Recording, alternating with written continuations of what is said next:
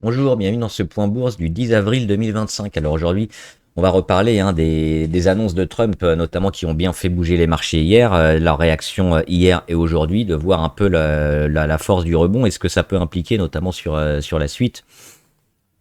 On parlera aussi des chiffres macroéconomiques qui sont tombés, notamment en Chine et aux États-Unis, et puis on verra quelques actions, toujours celles qui vous intéressent et quelques grosses valeurs sur le CAC et aux États-Unis. Alors avant de commencer, comme d'habitude, je rappelle que les informations et analyses données sur cette chaîne sont données à titre indicatif et ne peuvent pas être considérées comme un conseil en investissement. L'investissement en bourse est risqué, vous êtes responsable de tous les investissements que vous faites.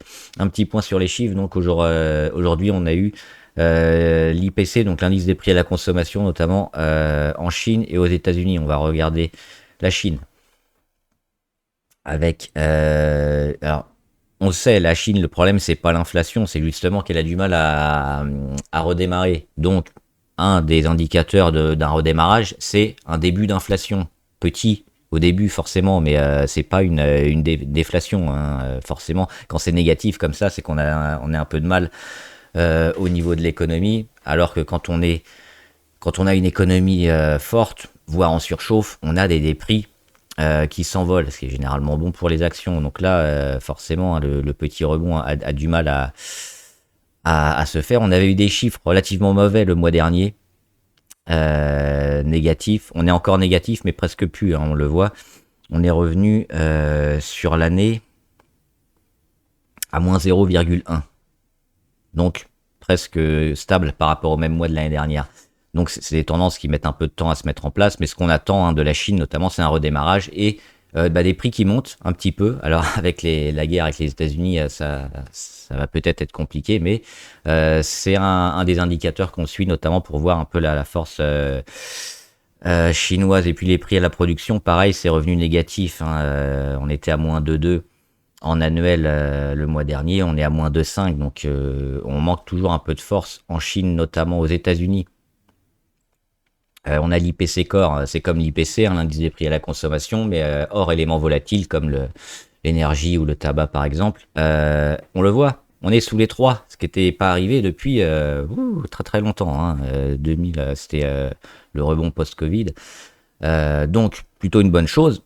Une bonne chose aussi pour la Fed, pour qu'elle baisse les taux, une bonne chose pour que l'économie arrête de surchauffer. C'est alors le pendant, hein, le revers de la médaille, c'est que si on a une baisse de l'inflation, c'est aussi parce qu'on a un ralentissement économique. Mais bon, il fallait avoir quand même cette baisse parce que une inflation résiduelle trop importante, hein, avec notamment une baisse de la croissance, c'était pas bon. Et puis là, on commence à la voir, première fois sous les 3 sur l'IPC Core depuis des années.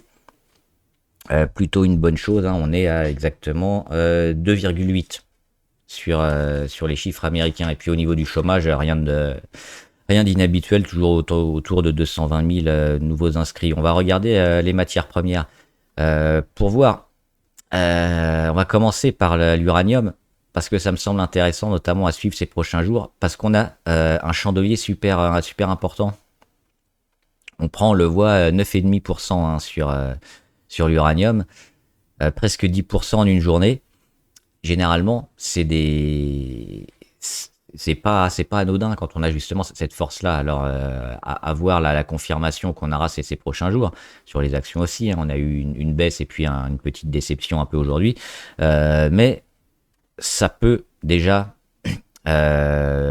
stopper, on va dire, la chute sur le prix de l'uranium et puis le remettre dans le bon sens, on verra. Mais c'est quelque chose d'intéressant d'avoir comme ça des très gros chandeliers avec un gros pourcentage.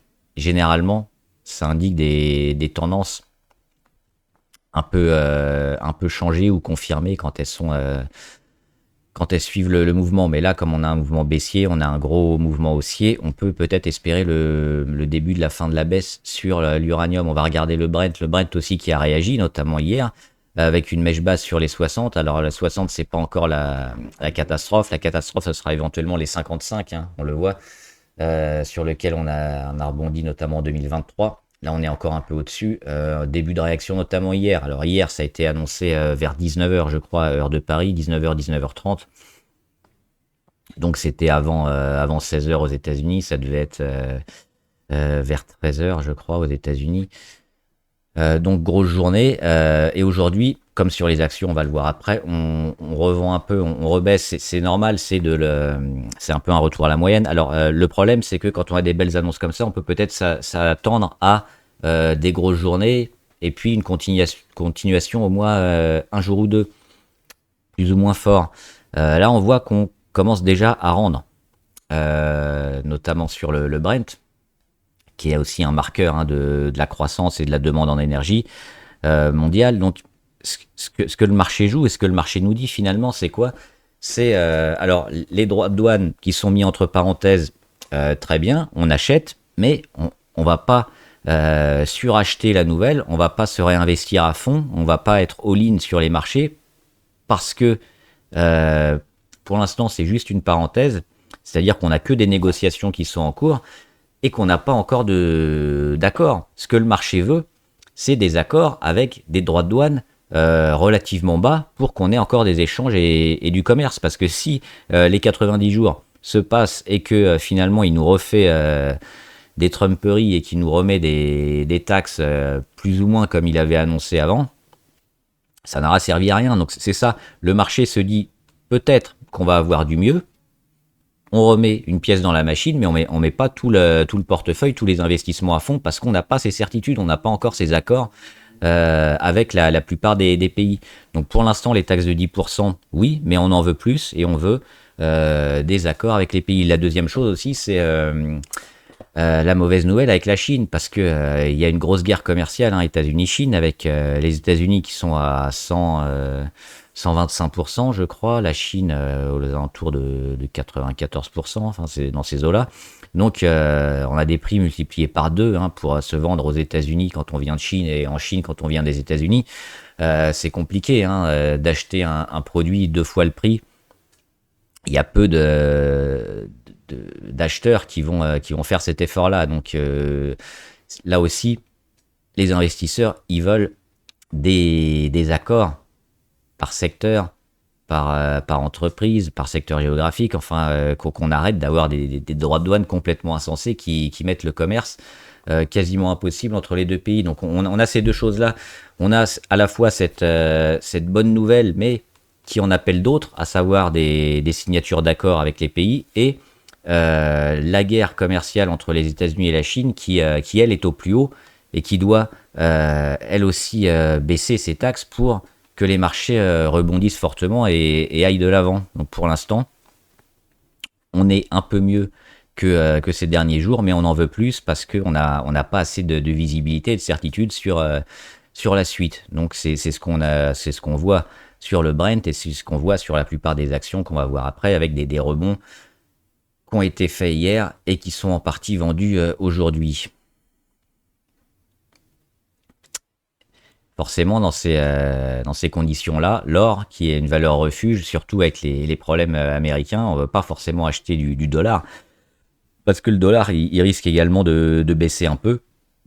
Ça remonte et on a encore tapé des plus hauts historiques sur l'or aujourd'hui. Donc oui, l'or, avec ces événements et cette volatilité et cette crainte hein, sur le marché, même si le VIX a un peu baissé quand même, et on est plutôt vers un marché toujours volatile, mais loin des pics qu'on a connus, le marché reste quand même assez instable et l'or devrait continuer a priori vers les 3300 dollars l'once. On verra plus tard, mais on est toujours haussier hein, tant qu'on n'a pas un, un gouvernement américain, on va dire, qui sera beaucoup plus stable, parce qu'avec de l'instabilité géopolitique, ça va favoriser l'or également, le dollar qui baisse, ça va favoriser l'or. Il y a un petit point sur l'argent qui a réagi, on l'avait vu avec la journée de lundi, notamment la mèche basse, et derrière ça revient sur des niveaux clés, on le voit ici, notamment moyenne à 200, ça c'est plutôt intéressant hein, pour l'argent. Alors qui joue pas la relance complète, mais qui joue pas la capitulation non plus. Donc c'était ces niveaux-là un peu à sauver, parce que si on commençait à attaquer les 28,75 ici sur l'argent et qu'on baissait, ça voulait dire quand même plutôt des mauvaises nouvelles sur le plan économique, parce que l'argent c'est quelque chose d'important, pas pour la spéculation, mais pour l'industrie. On s'en sert pas mal dans l'industrie, donc oui, c'est pareil pour le cuivre. avec la réaction qu'on a eue lundi, les plus bas, on a eu du mal à rebondir sur le cuivre et aujourd'hui, on le voit, on a fait la mèche haute sur la moyenne à 200 aussi, hein, les niveaux clés notamment, hein, les 4,40 là sur le HG, hein, le futur sur le cuivre. Et aujourd'hui, on le voit, on est en train de le retravailler, et puis on baisse plus trop, donc on joue plutôt, on se met en embuscade pour jouer peut-être les bonnes nouvelles, mais on va pas déprimer un peu le marché sur la suite. Donc, pas d'euphorie, un rebond, mais on en veut un peu plus, et on veut surtout des certitudes et des accords, hein, sur les taxes douanières. On va regarder le CAC 40. Ah, il a disparu, le CAC. Hop, il est ici. Alors, tout est vert. Pourquoi? Parce que l'annonce de Donald Trump, elle a été faite hier quand les marchés étaient fermés. Ce qui fait qu'on a énormément monté, notamment sur les échanges après bourse, hein, après la cloche. Et aujourd'hui, on a ouvert pour la plupart en gap haussier avant de se réajuster parce que les États-Unis, eux, ont commencé à vendre. Donc, on a une petite différence, mais au final, c'est la même chose, hein. C'est le rebond d'hier et la petite vente d'aujourd'hui qu'on peut revoir sur les cours. On peut le voir sur le CAC 40, avec notamment ce gap haussier, hein, ce matin, forcément, avec plus 6%. Et puis finalement, on vend en cours de journée et on finit à plus 3,8. Et sur les États-Unis, hein, on a un gros chandelier vert hier et aujourd'hui, on vend une partie, mais pas tout. Donc, on a quand même entamé une phase de rebond. Donc, sur le CAC, c'est ça. Et c'est intéressant parce qu'on a préservé les 6826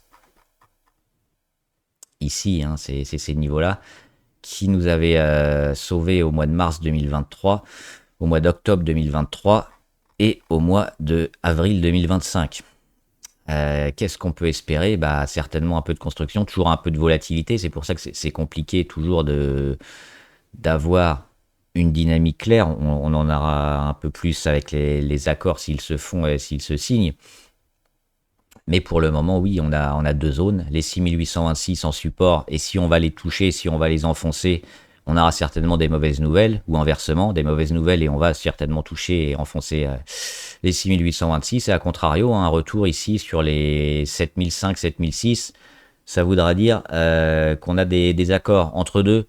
C'est du zigzag qui veut rien dire, c'est de la construction, c'est éventuellement des rotations sectorielles, mais on n'a aucune indication sur la suite du CAC. On regardera plus en détail éventuellement les actions. Et on va regarder notamment les actions du luxe qui sont intéressantes. Et alors, il y a LVMH. On va commencer par LVMH parce que c'est la première pondération du CAC. On le voit, le rebond, le tentative de rebond autour des 516. 516, on le voit, c'était un peu le dernier bastion, hein, mars 2022, mai 2022, juin 2022. On l'a enfoncé, mais on a méché au-dessus lundi. On clôture au-dessus mardi, mercredi, juste en dessous, et puis là, finalement, on clôture au-dessus. Donc, on voit qu'on travaille les 516, c'est un peu le dernier support. La tendance est toujours moyenne, hein, avec LVMH. Donc, attendre un peu une accumulation ici, on le voit aussi au niveau des indicateurs, hein, on n'est toujours pas reparti, mais ça ressemble à un point bas quand même, ce que nous fait LVMH. C'est plus intéressant sur Hermès, je pense, parce que Hermès, ils sont revenus pas n'importe où, ils sont revenus sur la moyenne à 200, sur les 2226, et c'est cette zone-là. Alors, il y a un petit gap ici, un peu plus bas, hein, autour des 2000, autour des 2000, en gros, 2014. Pas sûr qu'on y aille parce que on a eu une belle réaction lundi, hein. On fait un échec sur la moyenne à 200. Mardi, c'est pareil. Mercredi, c'est pareil. Et puis aujourd'hui, on ouvre au-dessus et on clôture au-dessus. Donc, on est en train de travailler cette zone-là et peut-être la tenir. Donc, c'est le scénario positif qu'on espérait. Et si le luxe va bien, le CAC 40, fortement pondéré en luxe, devrait repartir. Donc, c'est probablement ces deux valeurs-là qu'il faudra surveiller, Hermès et LVMH. Et si on est plutôt positif ces prochaines semaines, on pourra avoir des bonnes nouvelles sur le CAC 40. Enfin, on va finir avec Total, qui est aussi assez pondéré sur le luxe. Bah, la mauvaise nouvelle, c'est que le Brent, hein, quand même, a du mal. Le rebond est assez faible. Donc sur Total, on est aussi sur éventuellement des points bas ici à 49,38. Mais il n'y a pas de bonne dynamique et de tendance qui pourrait se mettre en place. Donc, ce sera pondéré, hein, par Total. Il faudra non seulement le luxe aille bien, mais d'autres secteurs, parce que comme on n'a pas les deux secteurs principaux qui sont le luxe et l'énergie, il faudra le luxe et probablement autre chose pour avoir un CAC haussier ces prochains mois ou ces prochaines semaines. On va regarder juste les grosses variations.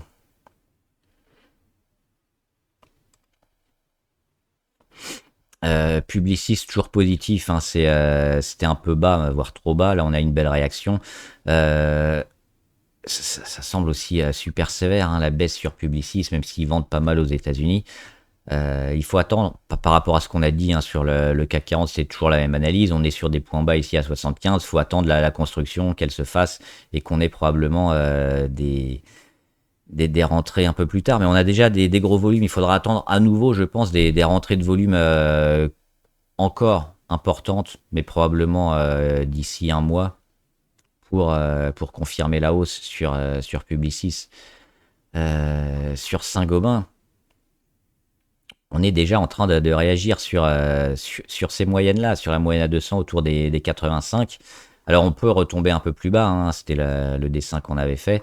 Là aussi sur Saint-Gobain, avec la construction et chimie, on sera un peu plus prudent et on attendra un peu plus de construction, de chandeliers pour effectivement avoir la sortie vers le haut. On voit au niveau des indicateurs, hein, et de la volatilité que c'est beaucoup trop tôt pour rentrer, éventuellement pour du long terme, mais à court terme, hein, on attendra une baisse de la volatilité et puis un cours, hein, qui se reprend certainement au-delà du niveau de ce matin, finalement, 87, 85, 6, 7, 8, c'est les niveaux sur lesquels il faut qu'on clôture.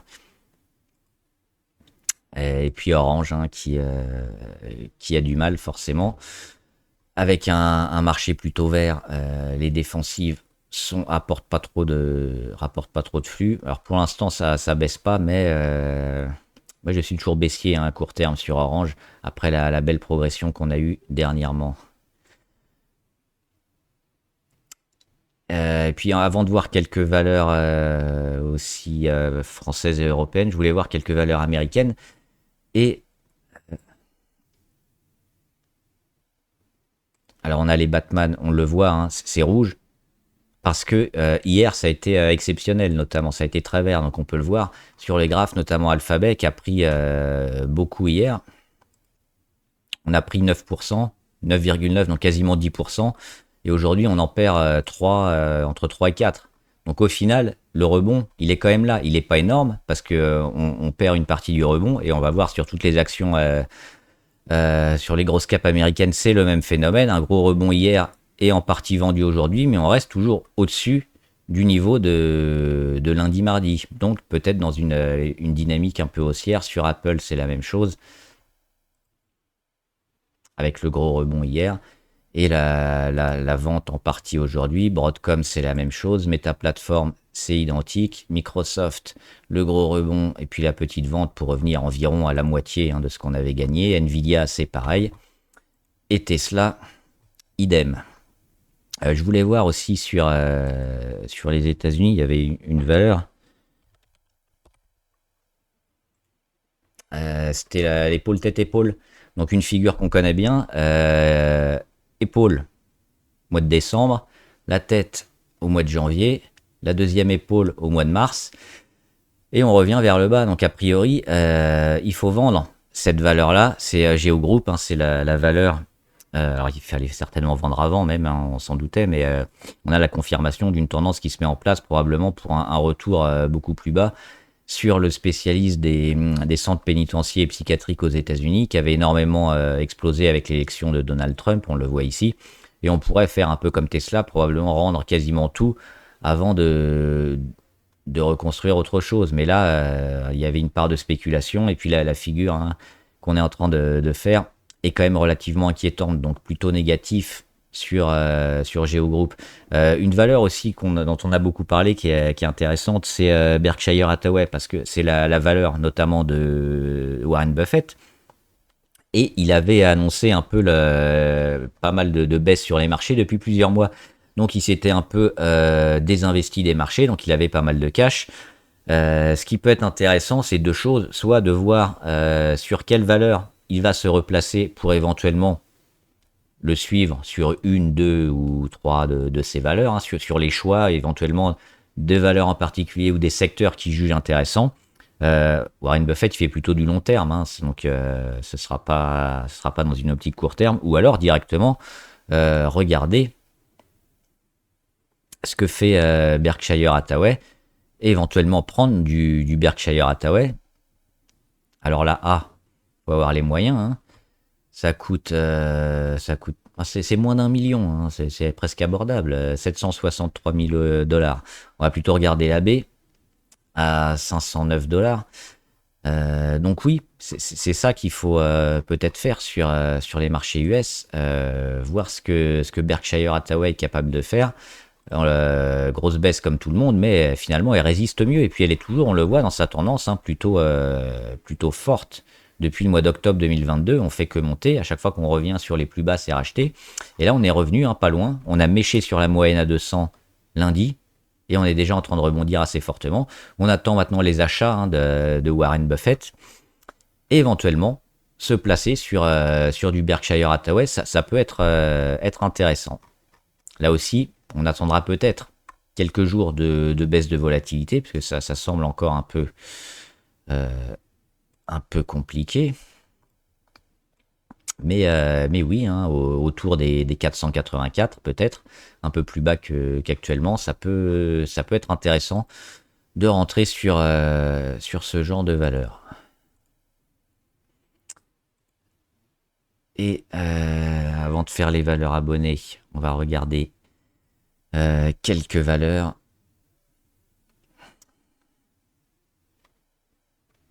Notamment, toujours Flow Trader, hein, on l'a dit, quand les marchés sont un peu volatiles et souvent avec des baisses comme ça, Flow Trader, beaucoup de volume, ça fonctionne très bien. Et puis là, on était déjà en plus dans une dynamique favorable, donc ça continue de monter. Même avec la mèche basse d'aujourd'hui, on continue de clôturer, hein, on fait plus 2 aujourd'hui. Donc c'est plutôt intéressant encore de rester, je pense, encore quelques jours, surtout avec Trump, hein. C'est des marchés dont profitent généralement Flow Trader. Donc l'objectif, peut-être ici, avec le comblage de gap, hein, qui s'était fait autour du début d'année 2022, autour des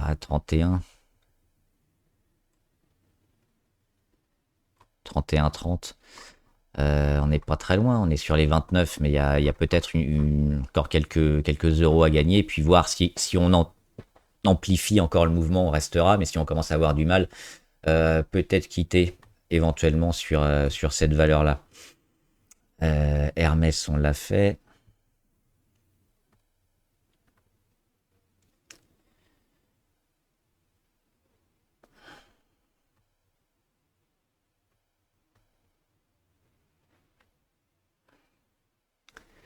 On va faire les valeurs abonnées.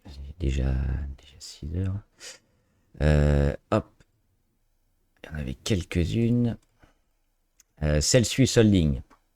Alors c'est dans les boissons. Il y a quelques valeurs comme ça un peu dans les boissons qui sont en train de bien marcher. Bon, on va les montrer juste rapidement, on va pas faire l'analyse, mais il y avait JDE Peet's, on le voit, la tendance, elle est à la hausse. Il y avait AB InBev aussi. Jamais comment ça s'écrit. Elle est comme ça. Qui a eu une belle progression. Alors là, on rend un petit peu. Elle est au Brésil, je crois, celle-là. Belgeo-brésilien. Alors, c'est à la fois belge et brésilien. Mais surtout au Brésil, il me semble. Donc là aussi, alors on a eu une petite baisse ces derniers jours, mais on a une tendance intéressante depuis le début de l'année. Et donc, Celsius Holding, qui qui a donné quand même un gros signal d'achat, c'est ici les volumes énormes, le gap haussier. Derrière, on est monté un peu vite, hop, on a pris 33%, donc il y a eu des ventes. C'était pas si énorme que ça, hein, mais il y a eu quand même beaucoup de ventes. On a comblé le gap, on est revenu sur finalement une zone support hein, autour des 26 sur Celsius, et derrière, on rattaque et on va chercher la résistance, la première résistance, à savoir les 36. On est en train de la jouer. Pour l'instant, on est en échec, on le voit. Hein, échec, échec, échec, mais on rend quasiment rien. Plutôt positif moyen terme. Alors, je serais pas surpris aussi de l'avoir peut-être un peu baissé parce que on le voit.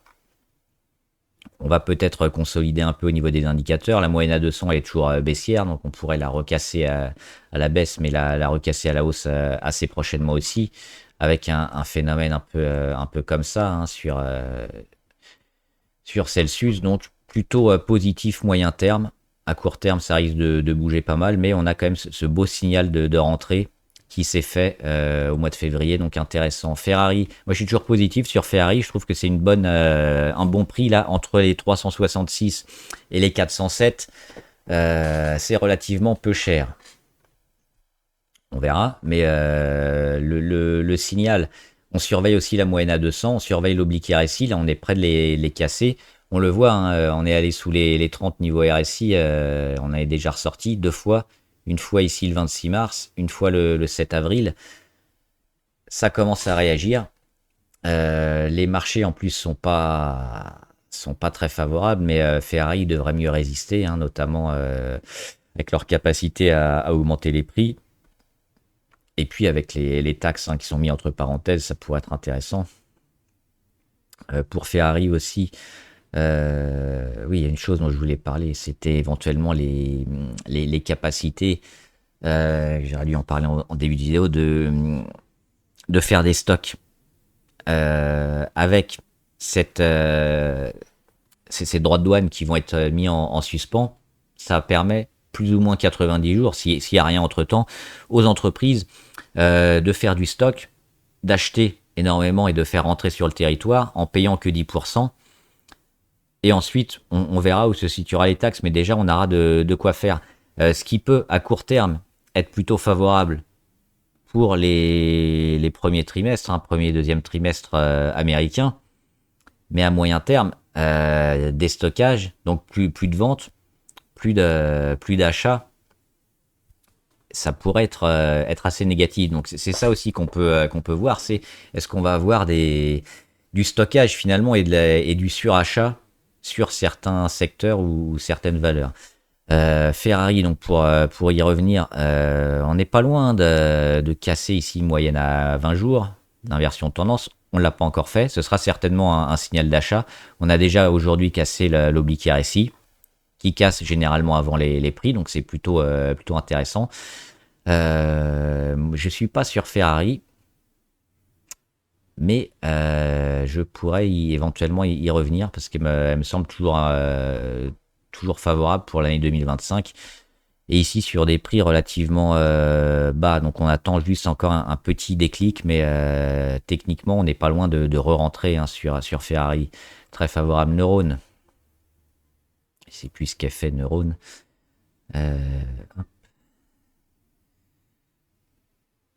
C'est une ESN, donc entreprise de services numériques. Mais elle résiste plutôt bien. Hein, quand on voit Capgemini qui a beaucoup de mal. Alors petite valeur, on le voit, les volumes sont assez faméliques. Même pas 10 000 des fois, 10 000 titres échangés à 50 €. Et même pas un demi-million par jour. Néanmoins, on est toujours plutôt haussier, on le voit à long terme, avec des petites périodes comme ça de consolidation, mais qui sont rachetées, plus ou moins sur moyenne à 200. Ça a été encore le cas ces derniers jours. Plutôt favorable. On revient aussi pas mal à un niveau indicateur, parce qu'on est enfin sous la ligne des zéros, donc plutôt un moment intéressant pour investir par rapport au moment où on est haut, hein, niveau MACD. À court terme, on évite d'acheter ici. Donc, d'acheter ici. On attend plutôt de revoir un cours plus bas. Donc là, on est potentiellement dans des zones d'investissement intéressantes, court terme, pour toujours jouer la tendance moyen-long terme favorable sur Neurone. Nexence. Je la suivais, Nexence. Elle pourrait repartir aussi, hein. C'est une valeur. Personnellement, je l'avais joué ici. J'étais parti un peu en moins-value quelques jours après. Parce que le démarrage s'est pas fait. Et effectivement, hein, on a connu une baisse importante. C'est quand même un secteur qui pourrait repartir, hein, dans l'électrification et puis les câbles offshore aussi. Donc sur Nexence, il faut voir la force de la réaction d'un redémarrage du secteur et de la valeur qu'on achètera. Cette force, elle pourrait se jouer potentiellement sur les 105, 110. Là, qu'est-ce qu'on a fait? On est revenu sur une zone qu'on avait notée ici autour des 85, même en dessous, on rebondit. Mais bon, c'est surtout dû au contexte des taxes. Il n'y a pas encore de signal fort, hein, sur Nexence, donc à surveiller. Mais il nous faudra des gros volumes et puis un retour probablement, ouais, au-delà des 100 pour commencer à s'y réintéresser. C'est un peu tôt. Et Seb, un peu surpris de la baisse de Seb parce que, alors certes, elle vend aussi aux États-Unis, mais son marché, un de ses marchés principaux, c'est la Chine. Et puis comme une valeur française, hein, l'Europe est pas forcément ultra taxée par les Chinois. On attend surtout la demande chinoise. Donc la baisse, elle est due un peu au contexte général. Quand on vend un peu tout, hein. C'est comme elle est pas, ouais, j'ai pas fait la FDJ.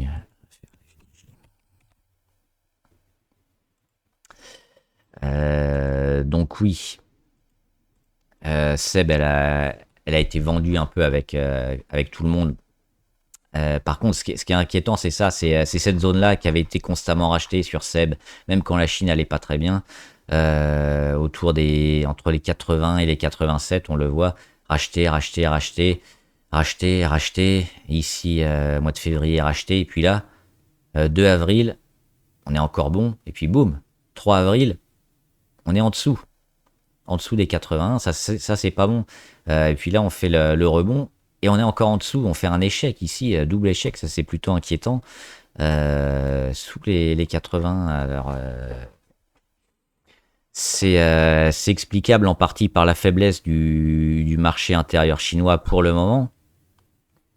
Mais bon, avec la probable baisse du yuan et puis la reprise qui quand même semble être bien partie pour la Chine, ça devrait repartir. Mais tant qu'on n'a pas des chiffres intéressants, notamment sur les ventes, alors les derniers chiffres de résultats étaient plutôt corrects, hein, sur Seb. Je trouve ça un peu sévère quand même cette baisse parce qu'à minima on aurait dû essayer de tenir les 81, donc un peu inquiétant la cassure des 80 sur Seb. Et puis FDJ, oui, hein, ça a été un peu survendu aussi comme tout le monde, et puis peut-être suracheté après, parce que les droits de douane de la FDJ, c'est pas trop de rapport, hein. C'est pas s'ils vendent énormément aux États-Unis, mais alors, ils sont un peu en ligne maintenant, mais des clients américains et puis même des taxes douanières, il y en a pas, parce que c'est sur les services. Les taxes, c'est sur les biens. Donc FDJ, a priori, ils ont rien à voir avec ça. Mais bon, qu'est-ce qu'on peut voir quand même sur la Française des Jeux? Le beau chandelier ici du 7 avril. Mèche haute, mèche basse, gros chandelier qui englobe un peu tout. On englobe les cours précédents en haut et en bas. Derrière, ça indique quoi? Généralement des changements de tendance. La tendance, elle était comment? Elle était négative. Donc derrière, on a une sorte de rebond positif et on a plutôt une confirmation, hein, du point bas atteint ici autour des 27,50. Donc plutôt favorable. Moi, je suis toujours dessus, largement en moins-value. C'est toujours une valeur auquel je crois beaucoup et que je trouve injustement décotée. Donc, je reste évidemment. On a aussi eu l'inversion de tendance, hein, quelques jours avant ce chandelier-là du 7 avril. Pour moi, c'est une valeur haussière long terme qui a été trop vendue, hein, même avec les annonces de taxes spéciales du gouvernement. Je pense que les résultats devraient être bons à venir, avec l'intégration aussi de Kindred dans les chiffres, hein, prochainement, et la croissance que ça va lui apporter. C'est plutôt une valeur sur laquelle il faut s'investir, et même s'investir maintenant, je dirais, parce qu'elle est pas très chère là, hein, sous les 30 euros. Donc toujours positif. Alors, elle a été dégradée hein, par certains analystes, mais quand elle va donner des bons chiffres, elle va être, ils vont changer leurs annonces de 35 ou 30 euros et ils vont le remettre sur les 40 euros et plus. Donc positif hein, à long terme sur la Française des Jeux.